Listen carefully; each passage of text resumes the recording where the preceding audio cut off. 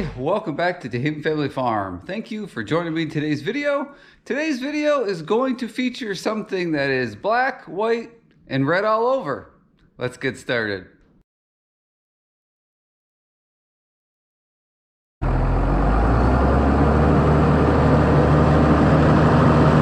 So we've kind of had a bit of a missing link on the farm here, and we've added to our tractor collection, as you probably saw when we pulled in. I don't know if you can hear that wind today. Yesterday when I pulled this tractor in here, it was 65 degrees outside. It was beautiful. I almost needed to ditch the sweatshirt, and today the wind chill is like, I don't know, 18 degrees.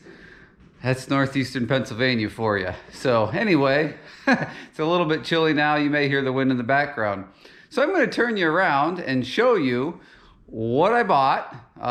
Obviously you guys have some sort of idea of what it is, but not exactly. I will tell you though, stay tuned to the end of the video because I do have some footage of me starting it. The tractor at that point been sitting for over a week. Again, it was warm out, but you can get an idea how the tractor starts, runs, and drives. There's a couple of video clips of it at the end, so stay tuned for that. So without further ado, here we go, turning you around. This is what we got. So this is obviously International Farmall. It is a 544. That's what I bought. I had been looking around at sort of, I call this a mid-horsepower tractor here on this farm. We have the Cub, which is right here. I'm going to spin you around. For those of you who don't know, Cub. We got our H. That's getting a little bit of maintenance work. Video coming on that. Now we have a 544, and again, for those that may not be a regular watcher of the channel, we have three Case International Maxim tractors. One's a 1991 model, one's a 1990, one's a 1995 model. We have two 5140s and one 5250. Those are sort of our big horsepower tractors on this farm. You know, they range from about 110, 120, 130 horse roughly is where some of those models lie. So as you can see, we have sort of a gap. We're, you know, running from the H all the way up, you know, all the way up to that 100 plus horsepower range. And we do have one compact tractor mixed in there, but a compact tractor will not do the same work as a heavy farm tractor. So we kind of had a gap in the lineup there for doing just everyday type farm chores. You know, this will run the bush hog very well. We can pull a small disc with it. The tedder, we have two tedders, and one is a hydraulic fold tedder. Our compact tractor did not want to run that 4-basket tedder very well because it's a hydro tractor. And again, it just isn't the same as a farm tractor.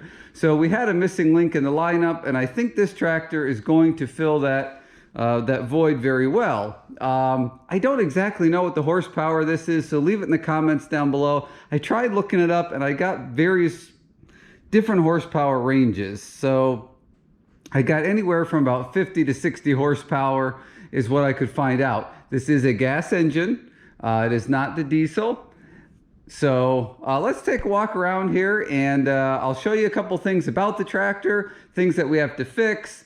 You know, we'll just take a little detail walk around here, and I'll also point out some things I need some help with. So we'll go ahead and walk around. It has a weight bracket on the front. I do hope to find a few IH weights to put on there. I don't need a ton of weight on the front, but I wouldn't mind maybe having 3 or 4 on there. Tires are good on the tractor. Again, like I said, it's a gas tractor. Overall, I don't know how the paint is coming through on the camera. The paint is not good at all. It had a lousy paint job, and the small equipment dealership I bought this from kind of clear coated it to brighten it up a little bit. It looks okay on camera. Someday, you know, I plan on painting the tractor, so I'm not really worried about it right now. It's all about getting the mechanicals, everything fixed and working well on the tractor. So I'm not worried so much about the paint. The sheet metal overall is in very nice condition. There's only one little doink, and it's right here. I don't know if you guys can kind of see that. This is dented in just a little bit. Doesn't look terrible. So the fenders are good. Everything's straight on it except for that one spot. One thing I would like help with, I was disappointed in the tractor a little bit, just cosmetically. These are just stickers that are on here. I'd actually like to find I believe they were plastic, like the actual emblems that go on the tractor. I've looked in a few places. I found one set, and they are ridiculously expensive. It was like $200 for this one little piece here. So if anybody knows where I could get the plastic emblems, kind of like what's on the front here, to put on there, leave it in the comments for me, please. I'd appreciate it. So anyway, moving along. Gas engine here. Tractor runs well. We do have a sediment issue with the tractor. You can kind of see I had emptied that sediment bowl. We've only run the tractor about an hour and a half since that's been emptied. So we're going to have to flush the tank on it. Kind of a common thing to do with a gas tractor. So you can see we do have some leaks. There's some cardboard. That one I don't have a cardboard on it, and you'll see a couple other leaks. That's really the only thing I'm disappointed in with the tractor. When I had the opportunity to run and drive this tractor before I bought it, it was raining that day, and obviously, you know, just couldn't. It was raining pretty good too, so I just didn't pick up on some of the leaks. Not the end of the world.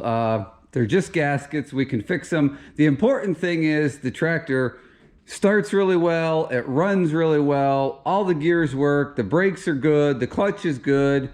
The TA is good as far as I can tell. It works fine, but you know, we haven't had it under load, you know, towing something heavy, disking, whatever. So as far as I can tell right now, the TA is good.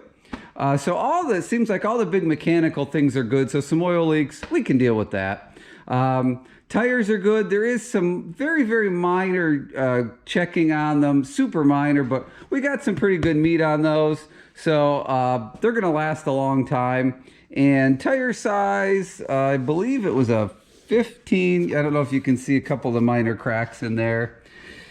Where is the tire size? Probably all the way on the bottom, and it's dark in here. These are, of course, Firestones. So these are 15.5/38. That's what size is on here. Got a set of wheel weights on both sides. Got the nice bar axle. So somebody has designed and built a very fancy step here. It works. We'll probably replace that with something else. The factory step is still here. But let's take a step up here. The dealer I got it from put a new seat on it. We'll climb up on here. Oh, I forgot the seat was moved forward. My daughter was driving this the other day. So the tack does appear to work. Whether it has worked at the tractor's entire life, I can't say. I don't know if you can see the hours on there. It is 4,392 is what is showing on there right now. Again, whether that's 100%, who knows? But like I said, the tractor runs good. So 5-speed transmission, I guess 10 really if you want to count the TA, if you kind of count that as a high and low. So we have one hydraulic remote. We've got our 3-point levers over here on this side.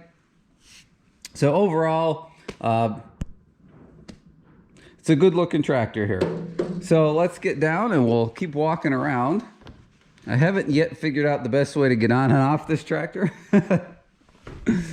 So again, fenders are in nice condition. The paint, not great, but the fenders are straight and not rusted out. You know, again, and that's the important thing. Stuff isn't all rusted out. So this tractor has 3-point hitch on it. It has 540 PTO. It has a PTO seal leaking. It has one very strange hydraulic remote. As I mentioned, somebody has a setup like this, so we're gonna have to take this guy off and put one of these quick connects on there. Again, not a big deal.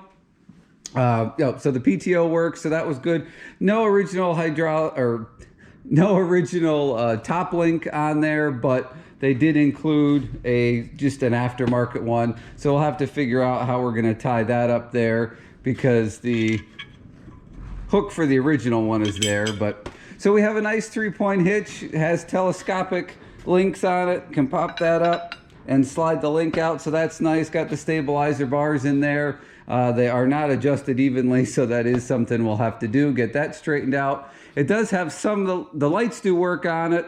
It is missing, somebody was probably some flasher lights up here. Those are busted off.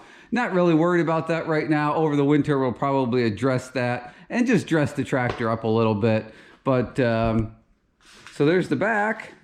And coming around the other side here, skid steer's in the way. Again, matching tire, wheel weight, bar axle. No step on this side, which I think is common. I may, over the winter, again, do something about that and put a step on this side as well, just so you have the ability to get on and off each side without having to jump or climb. Newer gas cap. We will have to address the muffler here. Is just, I don't know if you, just resting on there. I did get a clamp for that. Here is the, I don't know if you guys are going to be able to read that or not. The serial number. From what I can tell, I believe this is a 1971 model based on the serial number I looked up. Somebody does have a battery disconnect switch here. Some of the wiring on the tractor is kind of goofy. There's just random things, but you'll find that with, you know, an old tractor. So overall, I think that's about what I can show you. We do, like I said, have some minor things to fix on the tractor. I don't know if somebody put a new set of spark plug wires on here, but they're missing the rubber boots. So we will probably address that. Tractor will need an oil change, filter change. It has the wrong fan belt on it. So a host of just minor things we're going to address. And then, of course, flushing the tank and getting the oil leaks taken care of. So overall, I'm happy with the tractor. My daughter really likes it too. And I was trying to decide between looking at sort of this size tractor, and this is actually physically, it's a little bit bigger of a tractor than I thought it was going to be when I saw it the first time. I thought they were going to, this size was just a hair smaller, but it's a nice size tractor. But so I was looking, the other option I was looking at was a 504, and I kind of like the look of the 544 better. I like the flat top fenders. Most of the 504s I saw had the old clamshell fender on it, which was probably factory. I did see one at one point that had the flat tops. I don't know if somebody just added those. And a lot of the 504s I saw were narrow front, and I kind of wanted the wide front, just we have a little bit of hilly ground. And and the transmissions I think were a little bit different. I don't remember, I don't think some of the ones I saw, the 504s had a TA, and I did read some guys, and maybe it was just your application, what people were trying to use the tractor for, but there was quite a few people I had read in some tractor forums in various places that people thought the 504 were a little bit underpowered. They were not impressed by them. And again, maybe they were trying to do too much with the tractor. I don't know. But ultimately, because of some of those things, I decided to go ahead with the 544. And it was kind of hard to find one, honestly, but I got lucky. I found this tractor. Overall, I think it's going to be a great tractor. We'll get some of the minor things fixed on it, and we'll be able to put it to work here. So as I mentioned, stay tuned. I'm going to throw in some clips of the tractor running and driving a little bit here, and you're going to see a lot of videos of this tractor coming up. So if you want to see this tractor or any of my other antique tractors or heavy equipment videos, you're going to want to hit the subscribe button, hit that bell icon so you're notified when we start working with this tractor. And I appreciate it if you would hit the like button too on your way out the door. Thanks so much for watching. I hope to see everybody on the next video. And don't forget, if you know where to get some of those emblems, leave it in the comments down below. If you know the horsepower of this tractor, leave it in the comments down below. I did buy a set of reprint manuals for the tractor, so I have those to work with, but in the specifications, it does not say what the horsepower is. So if you know, please let me know. Thanks for watching. We'll see y'all next time.